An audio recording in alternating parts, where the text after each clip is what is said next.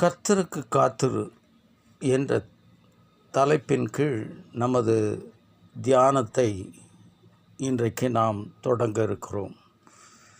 நம்முடைய கர்த்தராகிய இயேசு கிறிஸ்துவின் நாமத்தினாலே உங்கள் அனைவரையும் மீண்டும் ஒருமுறை சந்திப்பதிலே மிகுந்த மகிழ்ச்சி அடைகிறேன்.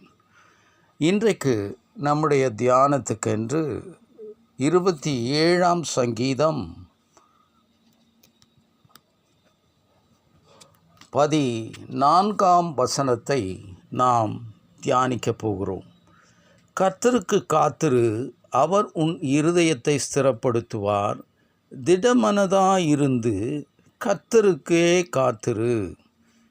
மற்றொரு மொழிபெயர்ப்பு இவ்வாறு கூறுகிறது: கர்த்தருடைய உதவிக்கு காத்திரு, பலத்தோடும் தைரியத்தோடும் இருந்து கர்த்தருக்கு காத்திரு என்று கூறப்படுகிறது.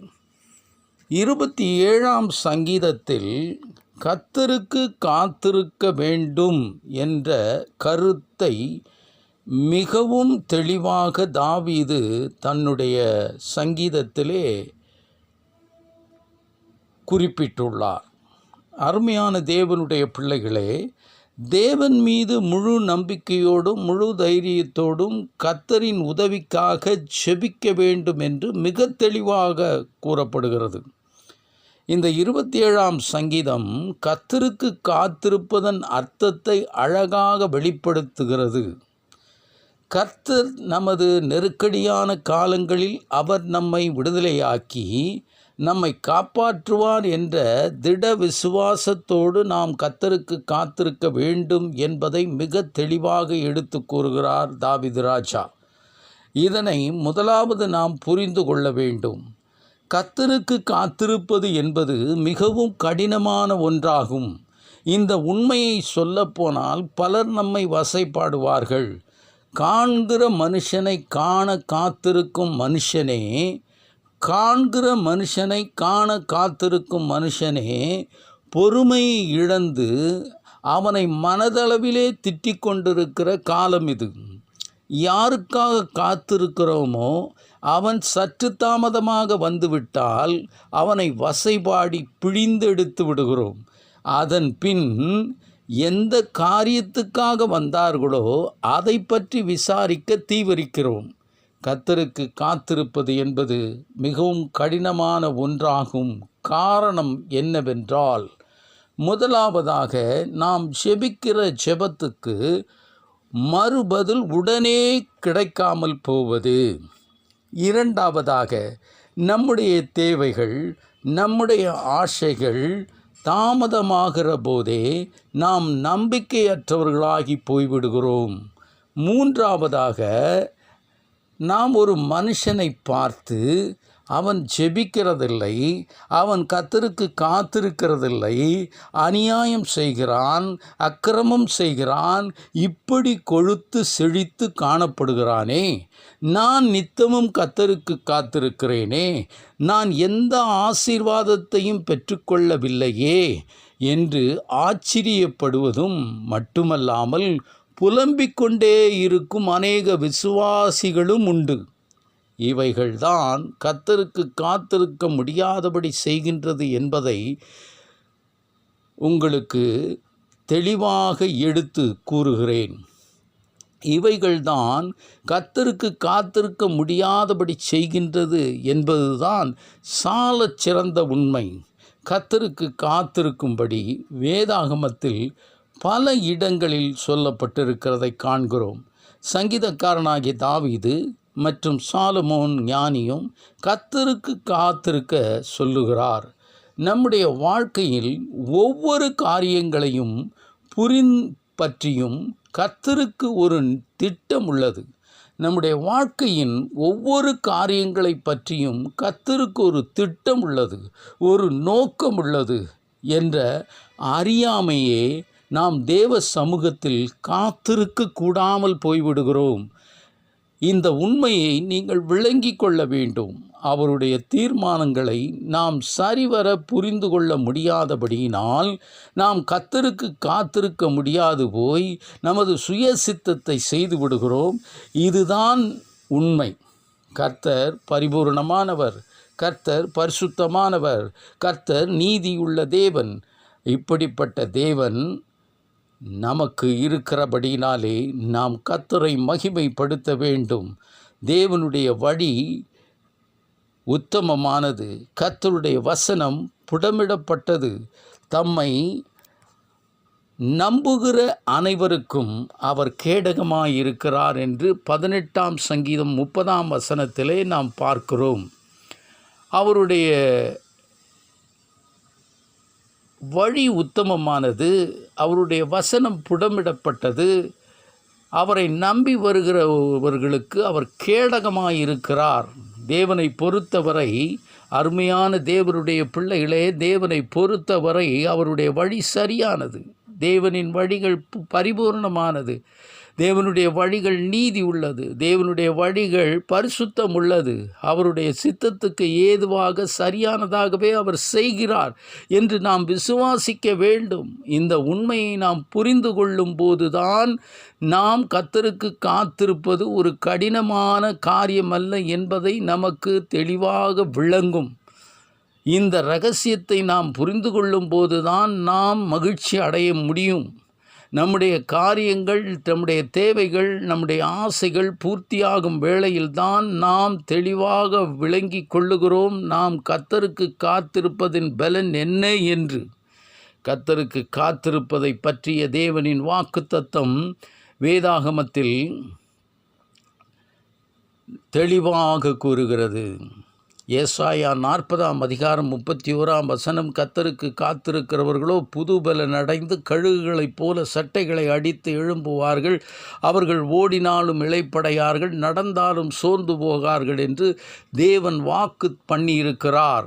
காத்திருப்பு என்று சொல்லும்போது இந்த வசனம் இடம்பெறாமல் ஒருவரும் பேசினதே இல்லை என்பதை திட்டவட்டமாய் புரிந்து கொள்ள வேண்டும். கர்த்தர் நம்முடைய விசுவாசத்தை சோதித்து அறிகிறார். அப்படி சோதனை செய்யும்போதுதான் நாம் கர்த்தருக்கு காத்திருக்க வேண்டிய அவசியமும் ஏற்படுகிறது. ஏனெனில் நமக்கு சோதனையை சகிக்கிற பலன் இல்லை. நம்மால் சோதனையிலிருந்து எழுந்திருக்க முடியவில்லை. நாம் சோதனை வேளைகளில் இளைப்படைந்து போய்விடுகிறோம்.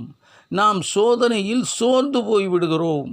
அப்படிப்பட்ட சூழ்நிலையில்தான் நாம் தேவ சமூகத்தில் காத்திருக்கும் போது தேவன் நமக்கு புதுபலன் தந்து நம்மை எழுப்ப பண்ணி நாம் இளைப்படையாதபடி, நாம் சோர்ந்து போகாதபடி செய்கிறார். கர்த்தருக்கு காத்திருக்கும் ஒவ்வொரு விசுவாசியும் சந்தேகப்படவோ கவலைப்படவோ கூடாது என்பதை பற்றியும், கவலைப்பட வேண்டாம் என்றும் அப்போஸ்தலனாகிய பவுல் நமக்கு தெளிவாக பிலிப்பியர் 4ஆம் அதிகாரம் 6ஆம் வசனத்திலே இவ்விதமாய் கூறுகிறார். நீங்கள் ஒன்றுக்கும் கவலைப்படாமல் எல்லாவற்றையும் குறித்து உங்கள் விண்ணப்பங்களை ஸ்தோத்திரத்தோடு கூடிய ஜெபத்தினாலும் வேண்டுதலினாலும் தேவனுக்கு தெரியப்படுத்துங்கள் என்று கூறுகிறார். இதன் பொருளை நாம் எதையும் ஒரு பெரிதான காரியமாய் எடுத்துக்கொள்ளவே கூடாது என்பதுதான் இந்த வேதவசனத்தின் பொருள் அடக்கம்.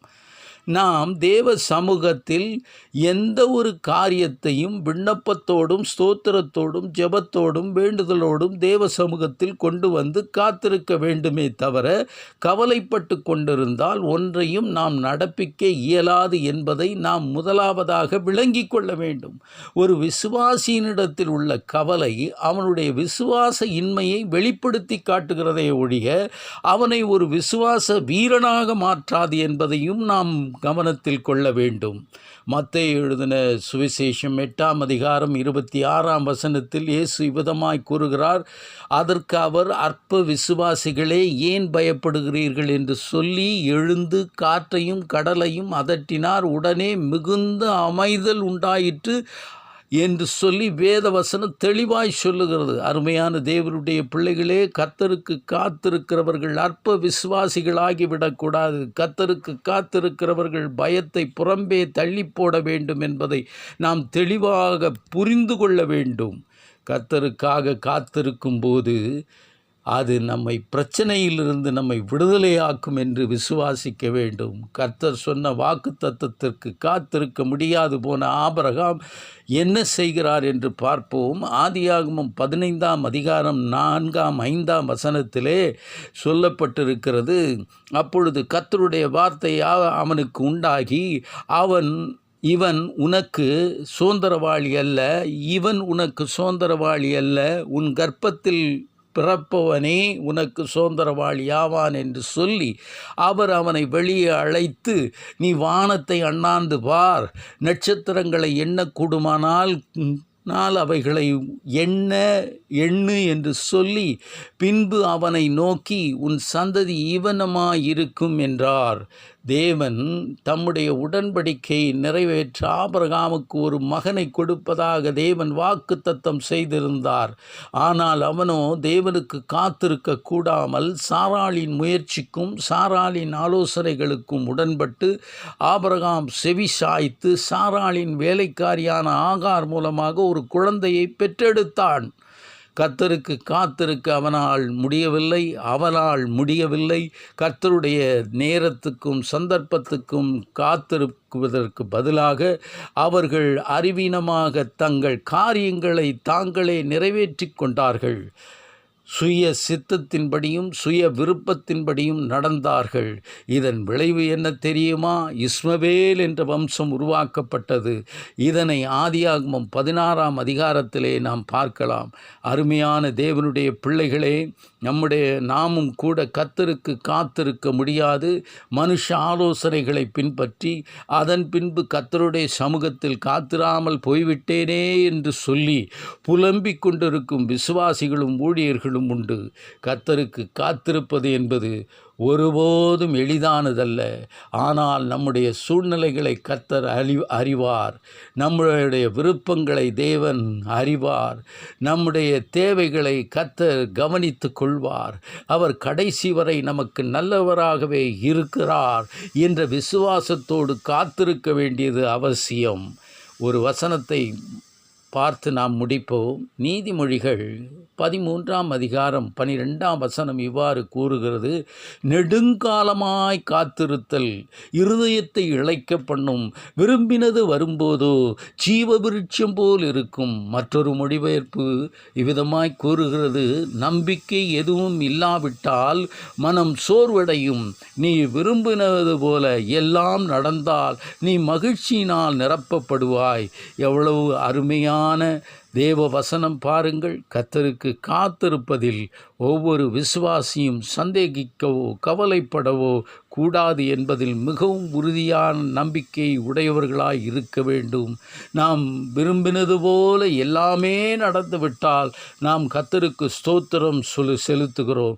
நாம் விரும்பினது போல நமக்கு நடக்கப்படுமானால் நாம் மகிழ்ச்சியினால் நிரப்பப்படுகிறோம். ஆனால் நாம் விரும்பினது, நாம் நம்பிக்கையோடு இருந்தது எதுவும் இல்லாவிட்டால் மனம் சோர்வடைகிறோம். இந்த மன சோர்வுதான் நம்மை அவிசுவாசத்துக்குள்ளாய் கொண்டு போகிறது. நாம் கர்த்தருக்கு காத்திருக்க முடியாதபடி பண்ணுகிறது. நெடுங்காலமாய் காத்திருத்தல் இருதயத்தை இளைக்க பண்ணும். ஆனாலும் கர்த்தருக்கு காத்திருக்கிறவர்கள் புது பலன் அடைந்து கழுகுகளைப் போல சட்டைகளை அடித்து எழும்புவார்கள். ஓடினாலும் இளைப்படையார்கள், நடந்தாலும் சோர்ந்து போகார்கள் என்று சொல்லி வேதவசனம் சொல்லுகிறது. எனக்கு அன்பான தேவனுடைய பிள்ளைகளே, கர்த்தருக்கு காத்திரு, அவர் உன் இருதயத்தை ஸ்திரப்படுத்துவார்.